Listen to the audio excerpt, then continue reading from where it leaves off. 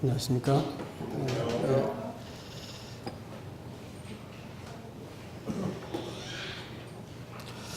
요한복음 1장을 보겠습니다. 에베소서의 말씀을 함께 나누고자 했었는데 말씀을 요한복음부터 보는 게 좋을 듯해서 요한복음을 먼저 읽습니다.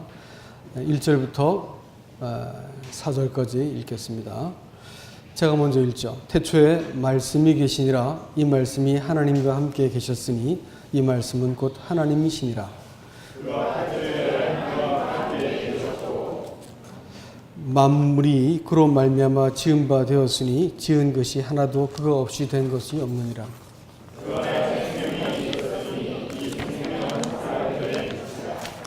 예, 성경에서 예수님께서 우리가 여호와를 알자, 힘써 여호와를 알자, 호세아가 우리에게 이렇게 말씀하고 있고, 또 우리가 하나님을 잘 아는 그것이 베드로후서에서는 그것이 우리가 이 마지막 때를 살아가는 가장 근본적인 능력이 된다고 하는 사실을 저에게 얘기해 주고 있습니다. 우리가 사실 예수님에 대해서, 예수 그리스도에 대해서 잘 알지 못하고 있다고 하는 사실을 생각합니다. 여러분께 오늘 그 점에 대해서 조금 더 이렇게 설명함으로써 우리가 하나님을 어떻게 좀 하나님과의 바른 관계 속에서 살 수 있는지에 대해서 이렇게 함께 나누기를 원합니다.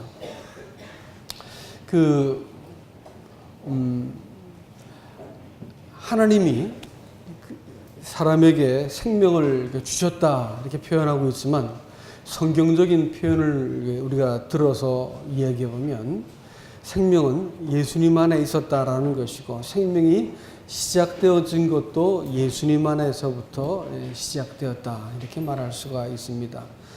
여러분, 태초에 말씀이 계셨고 그 말씀이 하나님이셨고 말씀 안에 생명이 있었고 이 생명이 사람들에게 나타났더니 그것이 빛이 되었다 이렇게 얘기했습니다. 이 말씀을 다른 성경에서는 창세기 1장에서 뭐라고 말하냐면 하나님이 태초에 빛이 있으라 이렇게 말씀했습니다. 그랬더니 이 빛을 통해서 하나님이 창조가 일어나기 시작합니다. 그러면 구원이라고 하는 문제는, 생명을 얻는 문제는 하나님의 빛이 사람 마음속에 비추어지기 시작할 때부터 시작된다라고 하는 사실을 알 수가 있습니다. 그러면 하나님이 왜 천지 만물을 지으실 때에 왜 빛을 먼저 있으라라고 이렇게 말씀을 하셨는가라고 하는 점입니다. 여러분, 이 생명 안에, 예수님 안에 있는 생명이 사람들에게 나타났더니 그것이 사람들이 감당할 수 없는 빛이 되었다 이렇게 말했습니다. 이 말을 반대편에서 들여다볼 것 같으면 사람들의 마음이 어둡고 공허하고 혼돈스러운 상태에 있었다는 것을 이야기합니다. 예수를 얼마나 믿었든지 교회를 얼마큼 다녔든지 사람의 마음이 공허하고 살수록 혼돈스럽고 그 다음에 어둡다. 그것은 빛이 아직까지 마음속에 비추지 않아서 그렇다는 것이고 이 빛은 어디서 나온 거라고요? 그 하나님의 아들 안에 있는 생명에서 나오는 것이다 라는 것입니다. 제가 이 말씀을 이렇게 설명을 하고 있는 이유는 이겁니다. 생명이라고 말하는 그것이 사람의 생명이 시작되어진 데가 하나님 곧 예수 그리스도 안에부터 사람이 시작되어진 것이다 라는 것을 강조하기 위해서 말씀을 드립니다. 왜 이것을 강조하냐면 사람은 죄덩어리 심판받을 만한 죄인이 어느 날 예수를 믿게 되어가지고 의인이 되었다가 나중에 천국 가게 된다고 하는 이런 이야기를 우리는 그동안 많이 들어왔습니다만은 성경이 말하는 바는 이것보다 훨씬 이 문제를 끄집어 올라갑니다. 뭐냐면 아니야, 그게 아니고 원래 너는 하나님 안에 있던 사람이었다라는 것을 말하고 있습니다. 우리가 원래 지어질 때 우리 생명이 하나님 안에서부터 시작되었다는 것을 우리에게 보여주는 것입니다. 그렇기 때문에 창조는 반드시 뭘로 되었을까요? 하나님의 생명으로부터 시작되어야 되는 거예요. 그래서 골로새서 1장을 한번 보시면 이렇게 되어 있습니다. 골로새서로 돌아가시죠. 골로새서 1장 15절일 겁니다. 15절. 이 말씀을 이단들이 참 많이 사용하는데 사실 이 말씀이 얼마나 놀라운 말씀인지 알 수 없습니다. 1장 15절. 그는 보이지 아니하는 하나님의 형상이시요 모든 피조물보다 먼저 나신 자니. 이 말씀 들어보셨죠? 이 말씀을 가지고 사람들은 예수님이 피조물이다, 제일 처음 지어진 으뜸되는 피조물이다 이렇게 말하는 이단들이 소창히 있습니다. 그러나 이 말씀은 그걸 말하려고 하는 게 골로새서의 주제를 알고 하면 그런 소리를 할 수 없는 건데, 골로새서는 그리스도에 대해서 말하고 있어요. 하나님이신 그리스도, 교회의 머리 되신 그리스도를 말하고 있고, 에베소서는 몸된 교회를 설명하는 것이 에베소. 둘 다 이제 교회를 설명하지만 머리된 측면을 강조해서 설명하는 것이 골로새서인데, 왜 예수님께서 만물의 시발점, 그가 이렇게 만물에 제일 먼저 나야 되는 이유가 뭐냐면 이 땅에 창조를 위해서 먼저 이 땅에 그분께서 오셔야 되는 이유, 먼저 이 땅에 이렇게 세워져야 되는 이유가 뭐냐면 만물을 그로부터 이끌어내시기 위해서입니다. 그 15절이 그걸 자세히 16절이 설명을 하고 있죠. 만물이 그에게서 창조되되, 누구에부터요? 예수님부터, 말씀으로부터 만물이 창조되었고, 또 하늘과 땅에서 보이는 것들과 보이지 않는 것들과 혹은 왕권들이나 주권들이나 통치자들이나 권세들이나 만물이 다 그로 말미암고, 그가 원인이시라는 거예요. 그가 원인. 그 다음에 그를 위하여 창조되었다 하면 만물이 창조의 목적이 뭐예요? 그리스도를 위해서라고 하는 것입니다. 그러니까 우리가 나 자신을 포함해서 모든 만물이 어디에서 나왔다고요? 그리스도로부터 나왔다는 거예요. 내 고향이 어디라고요? 그리스도 안이라고 하는 것입니다. 그리고 우리가 이 땅에서 존재하고 있는 목적이 뭐예요? 그리스도를 위해서라는 것입니다. 이 땅의 내 존재 목적이 이 땅에서의 만족과 영달과 성취와 성공을 위해서 내가 이 땅에 보내진 것이 아니고, 요즘 이제 이렇게 여하튼 나이가 좀 먹고 나서 이렇게 인생을 돌아보아서 내가 남은 인생 뭐가 이렇게 재밌고 좋은 일이 있을까 생각하는 게 별로 없을 것 같아. 재밌고 좋은 일은 별로 없을 것 같아. 해야 될 일만 이렇게 떠오르더라고요. 사람이 살아갈 때 무엇을 내가 위해 살 것인가라는 것이 정해지지 않으면 그저 뭘까요? 재미있고 맛집 찾아다니고 남들한테 칭찬받고 내가 좀 자랑거리 좀 만들고 이런 것 만들어가는 것이 인생이라고 사람들이 생각할 수밖에 없습니다. 근데 성경이 우리를 뭐라고 증언하고 있냐면, 우리가 원래 어디 있던 사람들이냐면 예수님 안에 있던 사람들이었다. 그리스도 안에 있던 사람들이고, 그리스도에게서 그로 말미암아 지어졌고, 그가 지으셨고, 또 그를 위해서 지었다라는 것을 우리에게 보이고 있습니다. 또 보면 17절 보면, 또한 그가 만물보다 먼저 계시고 만물이 그 안에 섰느니라. 모든 만물은 그리스도가 이렇게 정점이 되어서 그 밑에 쫙 이렇게 모든 만물이 배치되어지고 그 안에 차 있다는 것이고, 이 만물이 누구에 의해서 유지되고 있다고요? 예수님에 의해서 유지되고 있다는 거예요. 예수님께서 지금 이 만물을 유지하고 있다는 것입니다. 그리고 18절에서는 좀 더 구체적으로 그는 몸인 교회의 머리시라. 그가 근본이시요 죽은 자들 가운데서 먼저 나신 이시니 이는 친히 만물의 으뜸이 되려 하시며, 하나님께서는 모든 충만으로 예수 안에 거하게 하시고 그의 십자가의 피로 화평을 이루사 만물과 땅에 있는 것들이나 하늘에 있는 것들이 그로 말미암아 자기와 화목되게 되기를 기뻐하심이라. 이게 하나님께서 우리를 구원하셔가지고 교회를 만드신 목적입니다. 그러니까 우리가 받은 이 구원이라고 말하는 것은 단지 죄인이 용서받고 또 이 땅에서 적당히 죄랑 이렇게 대충 싸우고 살다가 나중에 죽어서 천당 가는 이런 정도의 문제를 말하는 것이 아니고, 하나님은 원래 자기의 가슴 속에 있던 우리를 이 땅에 내보내시는데, 내보낸 이 사람을 하나님께서 내보냈지만 사람이 하나님에 대해서 등을 지고 진리를 등지고 빛을 등져서 자기 의무대로 인생을 살기 시작합니다. 하나님께서 주신 생명 따라 살면 그 빛 아래서 하나님을 똑똑히 보고 하나님 앞에서 내가 무엇을 위해 살아야 할지를 명확히 보고 내가 어떤 존재인지가 뚜렷해지게 돼 있는데, 이걸 보지 못하고 사람들은 겨우 갖고 있는 생명, 성경이 뚜렷하게 이 두 가지 생명을 나누어서 말하는데, 하나는 바이오스고 또 하나는 조에입니다. 하나님께로부터 발출된 생명은 바이오스가 아니고 조에입니다.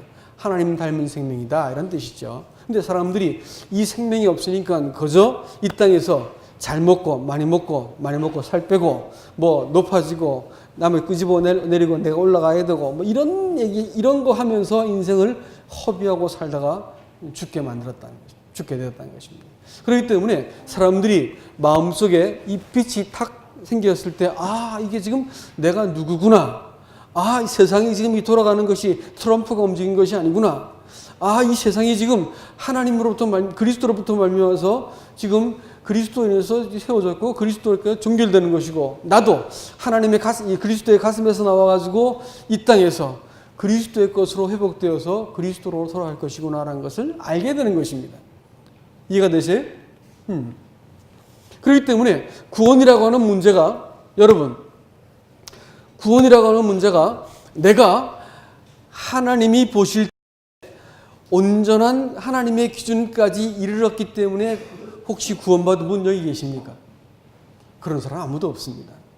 그러면 구원받았으니까 지금부터 내가 최선을 다해가지고 헌신하고 노력하고 죄 안 짓도록 결심하고 해서 하나님의 기준에 도달해야만 하나님이 나를 기뻐하시고 나를 축복하시고 잘 되게 하시고 나중에 천당도 보내줄 것이다 생각해서 내가 반드시 하나님의 기준에 미쳐야 된다 이렇게 생각하고 그것을 지금 노력하고 계신 분 혹시 계십니까? 그런 분에게 심심한 조율을 피합니다. 근데 기독교가 그렇다는 것입니다. 우리가 알고 있는 기독교가 다 그런 거예요. 그래서 내가 하나님 마음의 기준에 맞추려고 최선을 다하고 있는 거예요. 그래야만 하나님께서 나에게 축복하시고 내 인생을 복되게 하실 것이다 생각하는 것이에요. 그래야만 하나님 앞에 내가 경건한 수준에 도달했다 생각하는 거예요. 경건은 그런 문제가 아니라니까요. 오해하고 있는 거예요.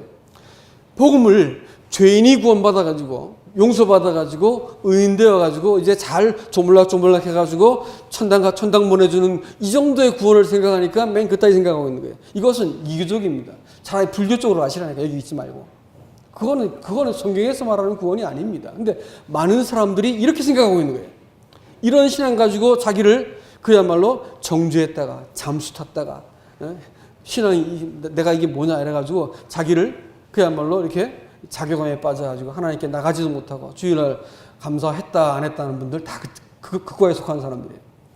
주일날 감사했다 안 했다, 주일날 나왔다 안 나왔다, 이런 사람들 되게 과가 그쪽에 속한 사람들입니다.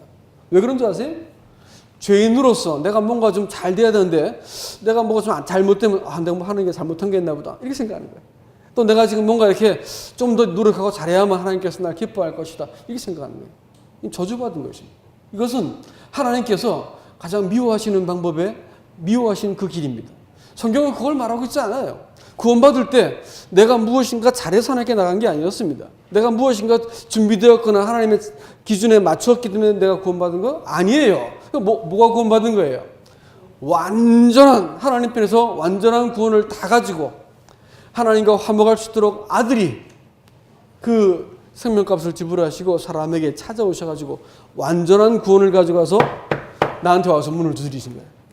이게 내가 이 완전한 구원을 가지고 내가 받아들일 때 이 나한테 구원이 일어난 것이지, 구원이 위로부터 밑으로 내려온 것이 구원이지 내가 무엇인가 찾아 올라간 것이 구원이 아닌 것을 믿으셔야 됩니다. 그렇죠? 여러분 이렇게 구원받았죠? 그렇습니까? 안 그렇습니까? 그러면 구원받은 이유도 하나님이 밑으로 내려오셔야 돼요? 내가 위로 올라가야 돼요? 그렇죠. 문제가 그렇게 돼야 되는 거예요. 그러니까 내가 이렇게 생각하지 않고 내가 무엇인가를 내가 이렇게 잘 짜맞추고 또 내가 갖추고 준비되어서 하나님께 가야 된다 생각하는 이것이 오늘날 신앙생활을 혼돈스럽게 만드는 거예요. 아니에요. 신앙은 신분의 싸움입니다. 내가 원래 어디 있었다고요? 그리스도의 가슴 안에 있던 사람이에요. 이 땅에 와가지고 내가 이 죄 때문에 못 쓰게 되었지만 망가진 건 아니었어요. 하나님께서 우리를 그리스도 예수께서 원래 하나님의 가슴에 있던 하나님의 아들로 우리가 하나님께서 이 에베소서 1장 4절에 보면 창세전에 그리스도 안에서 우리를 하나님의 아들들이 되게 하기를 하나님께서 기뻐했다고, 흠도 점도 없는 하나님의 아들들이 되는 것을 하나님께서 기뻐한 것을 어떻게 했다고? 정했다는 것입니다. 미리 정했다는 거예요. 그러니까 우리가 얼떨결에 죄인이 구원받아가지고 천당 가게 된 문제가 아니고 원래 우리는 하나님께서 하나님의 아들로 우리를 창조해 놓았다는 것이고 그리스도의 가슴속에 있던 존재였다는 거예요. 그렇기 때문에 이 잃어버린 사람을, 그러니까 성경은 뭐냐면 우리 죄인을 뭐라 불러요? 잃어버린 사람이라 불렀다. 잃어버린 사람. 원래 하나님 것이었고 하나님 자식이고 하나님 가슴속에서 영광스러운 하나님과 함께 거해야 될 사람이었었는데 이것이 잘못되어져 가지고 잃어버린 자로 소개되고 있습니다. 얼마큼 중요한 자였냐면 누가복음 15장에 볼 것 같으면 이 드라크마 10개를 어떤 여자가 받았는데 그 10개의 드라크마가 뭐냐면 이건 약혼식을 우리 이스라엘은 정혼이라고 그러는데 요셉과 마리아가 정혼했습니다. 약혼보다 훨씬 강력한 법적인 효력이 있죠. 정혼할 때 뭐냐면 은전을 드라크마를 10개를 주면서 내가 올 때까지 결혼을 위해서 준비하는 지참금을 마련하기 위해서 내가 올 때까지 돈을 벌어 올 때까지 당신은 이것을 간직하시오. 10개를 주게 되어 있습니다. 그럼 10개를 갖고 올 때 이렇게 보여주면 어떻게 되는 거예요? 내가 당신을 위해서 순결을 지키고 당신을 기다렸습니다. 이렇게 되는 거죠. 근데 이 여자가 이거 한 개 잊어버렸어. 어떻게 될까요? 결혼이 깨지잖아요. 큰일 났죠. 그러니까 이걸 찾기 위해서 그야말로 온 집을 다 쓸고 닦으면서 그 잃어버린 은전 한 개를 찾는 것입니다. 성경은 찾으니까 뭐라냐면 이와 같이 죄인 하나가 회개하면 하늘에서 천사들이 잔치하고 기뻐한다 했어요. 그러니까 잃어버린 은전이 뭐라고요?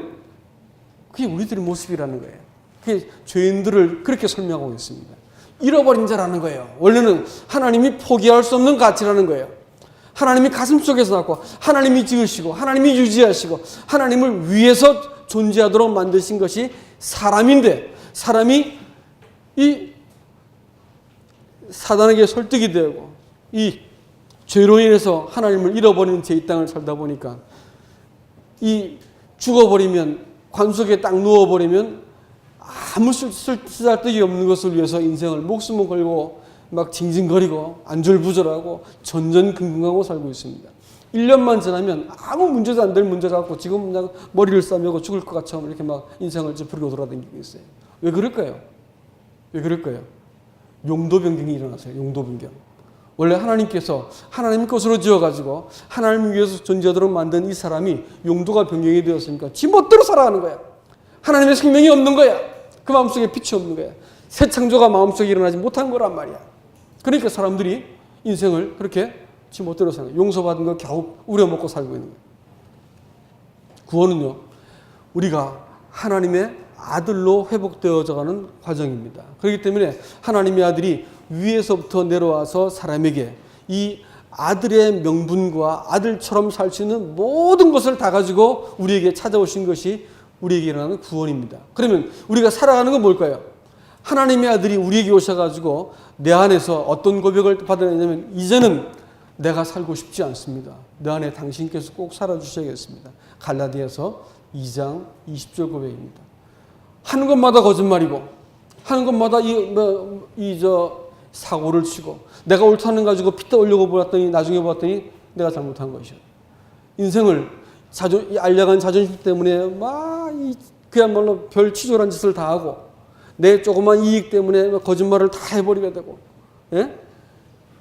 사람이 구원받는 사람이 별다를 줄 압니까? 예? 우리가 별다른 줄 아세요? 똑같이 아주 이 교활하고 이 아주 부패한 본성이 사람 속에 있지 않습니까? 근데 말이죠. 이것하고 이 쌈박질 하느라고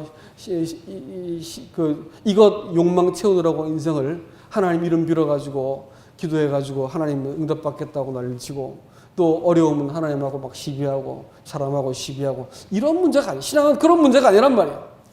하나님 가슴 속에서 나왔던 한 사람이 하늘로부터 내려오신 하나님의 아들이 우리 마음속에서 내가 되셔가지고 내 인생을 그분이 대신 살아주시는 것이에요. 내가 그분 속에서 그분의 그 생명을 내가 살아내는 것입니다. 하나님께서 이걸 의도하셨기 때문에 구원을 위해서 소위 구속을 위해서 죄값을 지불하는 구속을 위해서 하나님은 뭘 지불할까요? 내 생명값 지불해야 될까요? 아니요. 내 생명값 지불하면 나 하나밖에 구원받지 못해. 하나님은 내 생명값 지불한 게 아니고 아들의 생명을 지불하셨어요. 충분하고 넉넉하고 하나님께 충분히 도달할 만한 하나님 가슴속에서 원래 있었던 그 생명가치 그대로를 얻어내시기 위해서는 그 값을 지불하셔야 하기 때문에 하나님의 아들이 꼭 죽으셔야 됩니다. 그리고 죄인이 구원받으면 어떻게 돼요? 죄인이 구원받았구나 이렇게 돼야 되는데 하늘에서 잔치가 벌어진다. 그래서 그 잔치라는 단어가 그냥 이렇게 뭐 이런 게 아니고 커다란 파티란 말이에요.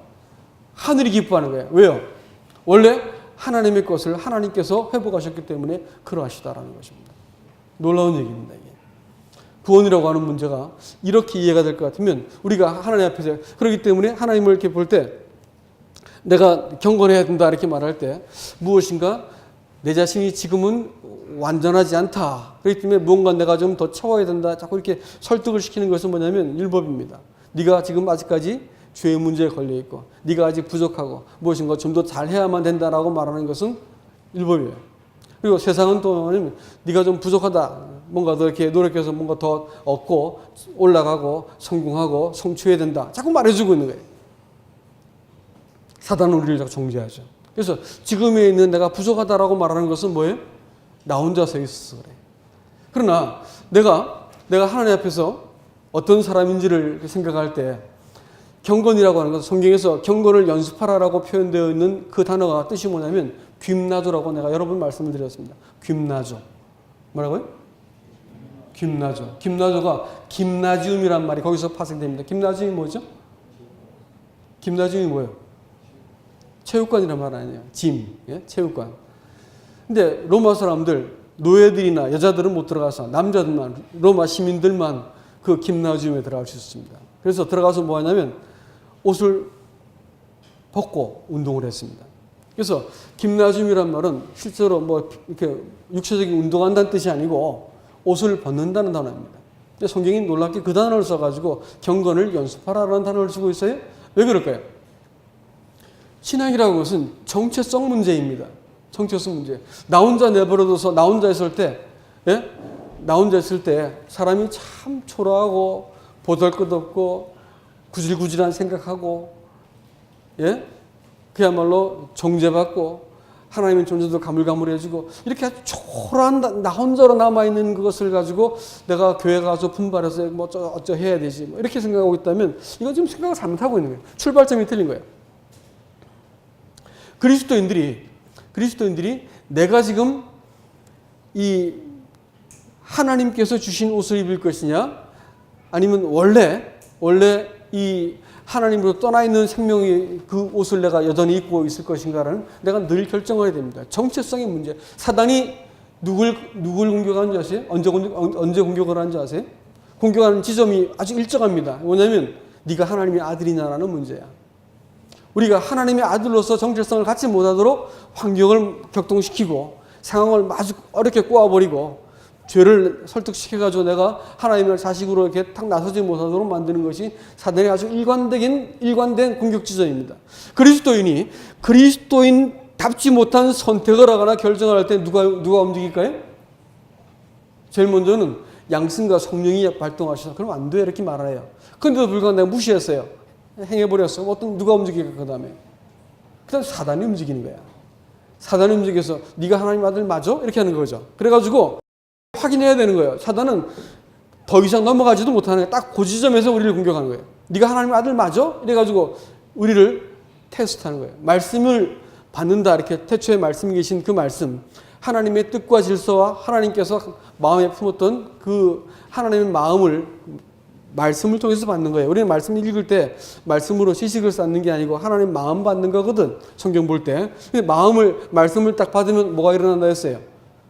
마가복음 4장에서는 환란이 일어난다 했어요. 말씀을 받으면 말씀으로 인하여 환란이 일어날 때 곧 넘어지는 자 이렇게 했거든. 말씀을 받아들이는 거예요. 말씀을 삼키고 받아들일 때 사단이 환란을 일으키는 것입니다. 왜냐하면 자기 질서를 벗어난 것을 용서할 수 없기 때문에 건드리는 거예요. 거라사인들이 있었습니다. 거라사인들은 어떤 사람들이냐면 이 거라사라는 말 뜻이 순례자라는 뜻입니다. 이 사람이 살던 곳이 그 둘러싸은 성이라는 이름을 가진 곳이었습니다. 가다라는 곳인데 가다라는 말이 둘러싸은 성이라는 뜻이고 거기 살던 사람들이 이 거라사인들이었습니다. 거라사인들은 원래는 순례자들이었습니다. 여러분 순례하고 여행하고 차이가 뭔지 아십니까? 순례는 목적지가 있을 때는 순례라고 말하고요. 목적이 없을 때는 나들이 간 겁니다. 여행인 것이죠. 예? 그야말로 여행객입니다. 이 사람들은 순례자라는 이름을 갖고 있던 아주 고귀한 백성들이었습니다. 이 사람들이 어느 날 순례를 멈추어 버렸습니다. 순례자들은 자기 집을 갖는 게 아니지 않습니까? 근데 성을 쌓아가지고 거기에 함께 거주하기 시작했어요. 그랬더니 문제가 벌어졌습니다. 어떤 사람들이 귀신이 들렸는데 옷을 벗고 소리를 지르고 무덤에 살면서 자기 몸을 상하게 하는 그걸 하는데 어떤 것으로도 어거할 수 없는 어떤 그런 사람이 생겼습니다. 이게 너무 요람 먹고 시끄러우니까 어쩔 줄을 몰랐습니다. 예수님께서 그 사람을 만나러 가셨어요. 그러니까 가자마자 그 사람들을 예수님께서 이 군대막에 들린 사람들을 딱 고치니까 이 사람들이 무지하게 당황을 했죠. 근데 이 사람이 예수님께서 오셔가지고 이름이 뭐냐? 군대입니다. 최소한 3,000마리 이상의 마귀가 들어있다는 것이죠. 그 사람에게 나가라 이렇게 말하니까 우리를 이 돼지떼에 들어갈 수 있게 해주십시오. 라고 말했습니다. 돼지떼에 들어간다고 말하는 것은 이 사단이 사람에게 요구하는 부분이 있었다는 것이에요. 하나님께. 뭘 요구했냐면 이스라엘 이 사람들은 절대로 돼지를 키울 수가 없었습니다. 돼지는 부정한 짐승이었기 때문에. 근데 돼지를 키우는 거예요. 자기의 이익을 위해서 하나님께서 금하신 방법으로 사업을 하고 있었습니다. 그것이 자기의 호구지책이었어요. 그러니까 하나님이 금하신 것을 내가 함으로써 더 이상 순례를 멈춰버리고 자기의 욕망과 이익을 채우기 위해서 하나님을 버린 것입니다. 그리고 성을 쌓고 거기에 모여 살았는데 거기에 어떤 일로 하나님께서 사단이 반응을 보이냐면 미친 사람을 두는 거야. 귀신 들린 사람. 그래가지고 옷을 벗어버려서 수치를 모르게 되었고 두 번째는 이 무덤에 거해서 험한 곳으로 인생을 살게 되어서 자기 몸을 상해서 밤낮으로 소리 지르고 이 참담한 이 모습을 보여주는데 아무도 그를 통제할 수 없었다 이렇게 말했습니다. 하나님 떠나고 나니까 하나님의 질서로부터 하나님의 이 보호하심으로부터 딱 벗어나니까 사단이 개입하는 거예요. 사람이 통제할 수 없는 일이 벌어지는 것이. 그러니까 사단이 뭘 요구하냐면 나가라 이렇게 말하니까 나를 저 돼지떼에 들어갈 수 있게 해주십시오. 이 지방에서 못 나가겠습니다. 이렇게 말하는 거예요. 그러니까 예수님께서 이상하게도 토를 날지 않으시고 그를 허락해 주십니다. 그래가지고 돼지떼에 들어가니까 돼지가 호숫가로 내몰려가지고 몰살해버리죠. 근데 왜 이런 일이 벌어졌을까라는 배경을 읽어야 됩니다. 그것은 뭐냐면 돼지를 사단이 요구할 수 있었습니다. 그 지방을 사단이 나 못 떠나겠습니다라고 요구할 수 있었어요. 하나님의 명령임에도 불구하고 지가 요구할 수 있는 게 있는 게 뭐냐면 그것은 사람이 사실 이 사단은 엑스트라고 사단은 이건 사실 우리의 스파링 상대지 이게 주연이 아니란 말이에요. 주연은 누구예요? 사람이 올시다 사람. 근데 이 사람이 하나님 대신 선택한 삶의 방식이 있었는데 하나님께서 원하는 길이 아니야. 내 욕망을 위해서 하나님을 무시하고 하나님의 법을 내가 거절하고도 내가 이걸 채워야 되겠다 생각한 거예요. 그래서 이 길을 선택해서 순례자라고 부르는 거라사 사람들이 그 돼지를 치기 시작했습니다. 이거 누구 거예요? 누구 거예요? 사람이 제 거라 생각했는데 이건 누구 거가 될 거예요? 사단이 권리를 요구할 수 있는 게 된 거예요. 그래서 내가 여기 들어가겠다는 거예요. 나 이 지방에서 못 떠나겠다는 거예요. 왜냐하면 하나님 당신 대신에 이 사람들이 선택한 것이기 때문에 이건 내 겁니다라고 말하는 거예요. 주님께서 허락해 줘 버렸습니다. 사람들이 이 광경을 바라보더니 예수님 물러가 달라고 우리에게 떠나달라고 얘기하죠. 이런 일들이 오늘 우리 세계도 똑같이 일어나고 있습니다. 그리스도인들이 하나님이 마음속에 양심으로 성령을 통해서 주신 어떤 도리가 있는데 이걸 내가 선택을 잘못해서 그럼 어떤 일이 벌어질까요? 사단이 일하기 시작하는 거예요. 제일 먼저 알아듣게 성령께서 우리의 마음속에 자극을 주시고 그래서 안 돼 이렇게 말씀해 주시거든요. 근데 내가 딱 무시하면 누가 일하는 거예요? 사단이 일하는 거예요. 갑자기 환경이 요동치기 시작하고 관계가 깨지기 시작하고 육신의 병이 생기기 시작하고 막 이래가지고 모든 병이 다 그렇지는 않겠지만 모든 환경이 다 그렇지는 않습니다만은 사단이 사람을 이렇게 격동을 시켜버리는 거예요. 그래서 견딜 수 없게 만들어버리죠. 그래서 결국은 하나님의 하나님의 아들이 가야 될 그 길에 딱 돌아서기 전까지는 사람은 어떻게 해야 돼요? 아주 빙 돌아가고 죽을 고생을 하는 거예요. 죽을 고생을. 인생을 아주 그야말로 다 허비하고 쓸데없는 것에 인생을 다 허비해서 힘이 없이 늙어가지고 하나님 앞에 서게 되어지는 이런 꼴이 되는 것입니다. 험악한 세월을 보내는 거예요. 왜 그럴까요? 우리가 처음부터 하나님의 뭐였다고요? 아들이었어요. 그 가슴속에서 났다니까요. 요한복음 다시 돌아가죠. 요한복음 1장 9절 말씀 보세요. 요한복음 1장 9절 보면 이렇게 되어 있습니다. 참빛 곧 세상에 와서 각 사람에게 비추는 빛이 있었나니 그가 세상에 계셨으며. 여기까지 읽어야겠네요. 이게 우리나라 성경이 조금 번역이 이게 시원찮은 건데 킹제임스는 이걸 정확하게 번역을 잘했습니다. 뭐냐면 이 말씀을 볼 것 같으면 참빛이 세상에 온 것처럼 보이잖아요. 그렇죠? 그래 안 그래요? 와서라는 단어를 보시면 참빛이 세상에 왔다는 것처럼 보이죠. 그러나 이 킹제임스는 거꾸로 되어 있습니다. 어떻게 되냐면 이 참빛은 거기 있었고 늘 있는 동사가 사용되었고요. 각 사람이 세상에 온다 이렇게 되어 있습니다. 각 사람에게 와서 비추는 세상에 오는 각 사람을 비추는 빛이 있었나니 이렇게 되어 있습니다. 킹제임스는 각 사람이 세상에 오는 각 사람을 비추는 빛이 있었나니 이렇게 되어 있어요. 빛은 언제부터 있었다고요? 원래 있었어요. 아까 골로새서 1장 15절에 나왔지만 하나님께서 만물을 누구를 통해 지었어요? 아들을 통해 지었어요. 만물이 누구를 통해서 유지되고 있어요? 아들을 통해 유지되고 있어요. 만물이 누구를 위해서 지어졌어요? 아들을 위해서 지어졌어요. 하나님께서 만물을 통치하고 채울 수 있는 대상을 누구를 삼았어요? 교회를 삼았어요. 그렇기 때문에 그분이 교회에 뭐가 돼야 돼요? 머리가 되신 거예요. 그리스도인들이 이 사실로부터 문제를 딱 출발할 때 구원이라는 문제가 죄인을 용서해가지고 구원했다. 이렇게 얄팍한 수준으로 이해하는 게 아니고 하나님께서 자기 아들을 얻기 위해서 원래 자기 아들이었던 사람을 얻기 위해서 몽땅 다 준비되어진 구원을 들고 하나님의 아들이 자기 생명값을 아들값을 내가지고 아들을 얻으신 거다. 아들을. 그래가지고 아들값을 내고 아들을 얻으셔서 나로 하여금 아들의 생명을 살게 만드신 것이 그게 구원이거든. 그리고 이 땅을 사는 것도 내가 하나님께 점점 경건에서 올라간다고 생각하는 것은 이교적인 생각이다. 많은 사람들이 그런 식으로 내가 무엇을 더 잘해야 되고 더 많이 바쳐야 되고 더 많이 수고해야 되고 노력해야 되고 결심해야 된다 생각하는 거예요. 여러분 이렇게 나가가지고는 절대로 하나님께 도달하지 못합니다. 이건 늘 딜레마야.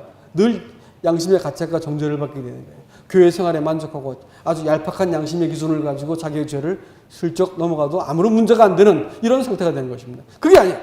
구원이라고 하는 것은 내가 지금 어떤 사람인지를 아는 거예요. 내가 누군지를 안단 말이에요. 내가 하나님 자식이구나 라는 것을 이해할 때 내가 옷을 딱 바꿔 입는 것이죠. 김나조라는 말이 뭐라고요?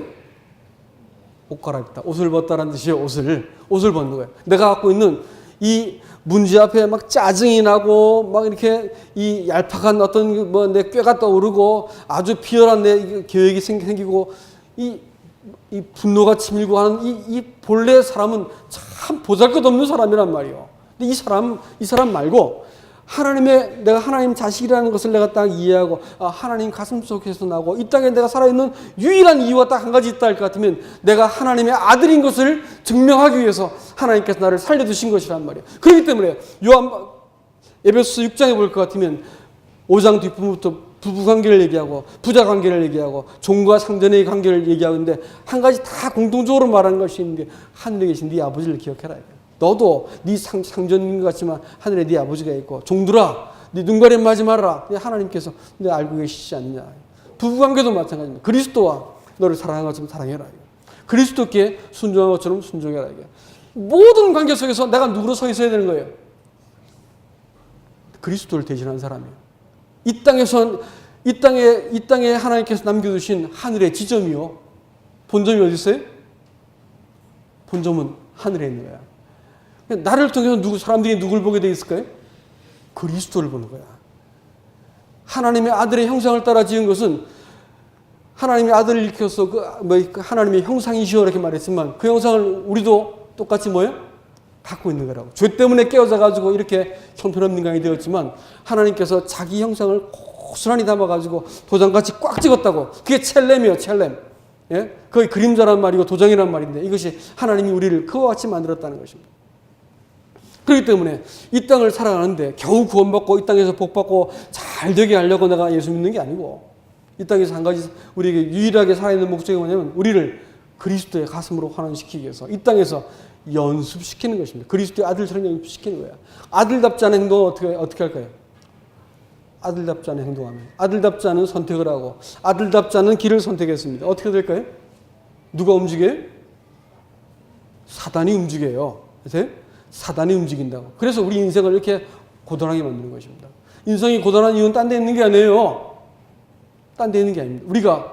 우리가 하나님의 아들의 형상을 증명하기 위해서 이 땅에 보내졌는데 그거 잊어버리고 내가 옳다는 것 내가 증명하려고 자존심 세우고 내 조그만 이익 때문에 마음대로 주일 빠져버리고 내 재미 때문에 주일 같은 거 막 쉽게 무시해버리고 여러분 그러고 있는 동안 인생이 자꾸 꼬이게 되어 있습니다. 하나님께서 원래 창조하신 이 고급스러운 인생을 만들어 놓으셨는데 인생이 참 저질스럽게 살기 때문에 사단이 갖고 노는 거예요.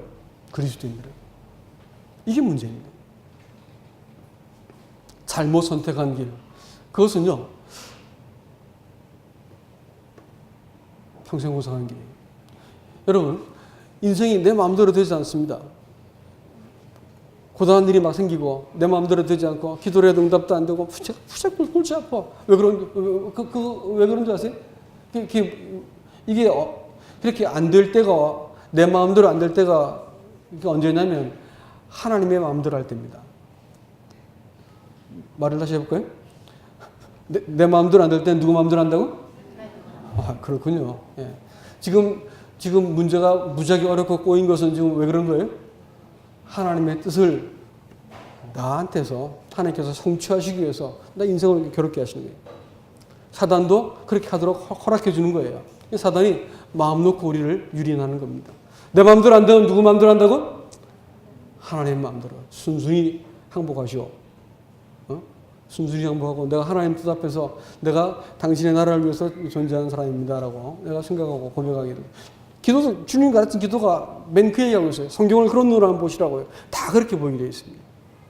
하나님께서 이 사람을 얻어내기 위한 구원을 우리에게 주셨죠. 그러니까 우리를 어떻게 했어요? 그리스도와 함께 살리시고 에베소서 2장 6절 말씀에 어떻게 했다고? 그리스도와 함께 우리가 함께 죽으시고 함께 살리시고 그리스도와 우리가 함께 하늘에 앉혔다 이렇게 말하고 있습니다. 최소한 그리스도의 신분은 그와 같은 것입니다.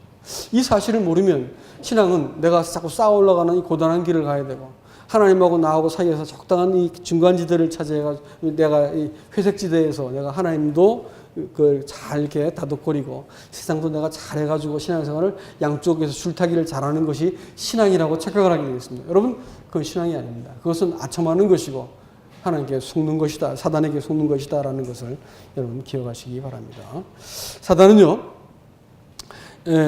자꾸 첫 에덴 동산에서도 네가 하나님같이 되어라 이렇게 말했지만 지금도 여전히 뭐냐면 나를 근거로 한 신앙생활을 자꾸 우리에게 충동질합니다. 내가 이것하고 저렇게 하면 이것도 잘 되고 저것도 잘 되고 이렇게 될 거야 라고 생각합니다. 나를 근거해 가지고 영적인 것을 붙든지 거기에 뭐 선행을 거기다 첨가시키든지 거기에 뭐 말씀을 첨가시키든지 내가 잘 믿고 잘 알고 잘 깨닫고 잘 되면 이 하나님 앞에 내가 도달할 것이다 생각하는 것은 다 사실은 하나님께 미달된 것입니다. 출발점이 틀린 거예요. 출발점이 어디부터 시작할까요? 하나님, 예수 그리스도부터 출발해야 되는 거예요.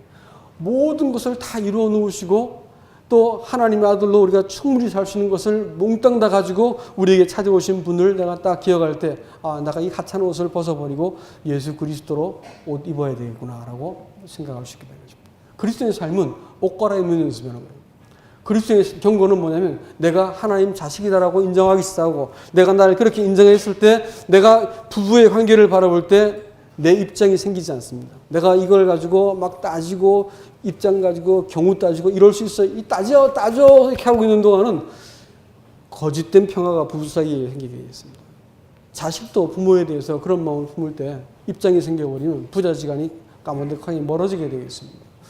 관계라고 하는 것은 믿음이라는 것은 하나님하고 나하고 내가 내 입장에서 하나님을 내가 만족시키기 위해서 뭔가 최선을 다하는 것을 신앙이라 생각하고 있으면 신앙이 아주 구질구질해집니다. 아주 구질구질하고 아주 처량하게 되고 문제를 속에서 한 발자국도 벗어날 수 없습니다. 아니요. 신앙의 출발은 누구부터예요? 하나님, 예수 그리스도부터 출발하는 것입니다.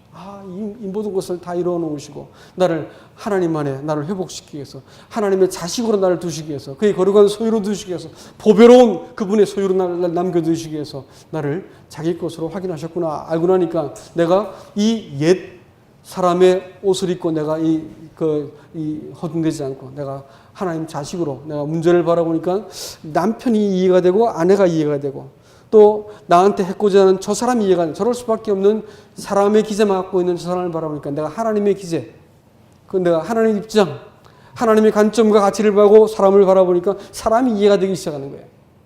이런 일이 벌어지기 시작하는 거예요. 여러분 이걸 가지고 의의 옷을 입는다 이렇게 말하는 거예요. 의의 옷을. 옷 갈아입으라는 거예요. 김나주하라는 거예요. 빨리 그 구질구질한 옷 벗어버리고 내가 준 의와 진리로 지으신 새 사람을 입으라 이렇게 말하고 있습니다. 그리스도인의 신앙은 무엇인가 잘하고 노력하고 내가 점점 완전해지는 사람이 되는 게 아니고 점점 그분 앞에 내가 내 권리를 내어드리고 난 당신으로부터 말미암았고 당신에 의해서 유지되겠고 당신에 의해서 존재하는 사람입니다 라는 이 고백을 듣기까지 한 우리 인생은 어떻게 할까요? 하나님께서 자꾸 돌리시는 거예요. 사단은 우리 인생을 가지고 유린하는 것입니다. 거라상인들은 거라상인이 되어야 되는데 신뢰를 멈춰버렸기 때문에 하나님께서 사단으로 하여금 우리 인생의 문제를 일으키는 거예요. 아무것도 통제할 수 없는 이런 문제가 생기는 거죠. 내 힘으로 통제가 안 되는 문제가 왜 일어나는 줄 아세요? 하나님 허락하신 거예요. 나한테 일어나고 있는 이 삶의 모든 문제가 이게 사단으로 왔다 생각하지 마세요. 나 때문에 온 거예요. 응? 하나님 허락해서 온 거라고. 사단은 그 명령을 받는 추종자에 불과한 거예요. 그러니까 나한테 있는 선한 일도 악한 일도 다 누구한테 왔다고요? 누구한테 왔다고? 대답을 하세요. 에? 하나님부터 온 거예요. 에? 하나님부터 온 겁니다.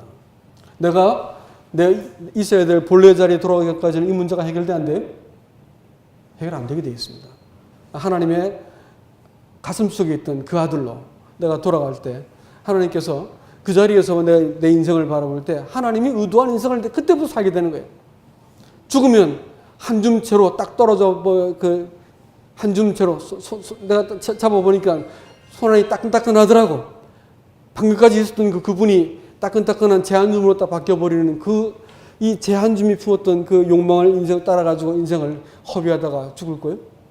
우리 인생 그렇게 살게 되는 게 아니에요. 무엇을 성취하고 무엇을 소유하고 무엇을 재미있게 살고 남들처럼 이런 거 하기 위해서 인생을 하나님 부르신 게 아니고 하나님 가슴 속에 있는 하나님의 아들을 되찾으시는 일을 위해서 하나님의 아들이 위에서부터 내려오셨고 지금도 우리가 아래서 위로 올라들어 만든 게 아니고 위에서부터 내려오셔가지고 끊임없이 우리에게 내 정체성을 새롭게 하시고 하나님의 아들로 살 수 있도록 우리를 만들어주시는 것을 기억하시기 바랍니다. 이 말씀에 대해서 다음 시간에 조금 더 말씀을 드리도록 하겠습니다. 이상입니다.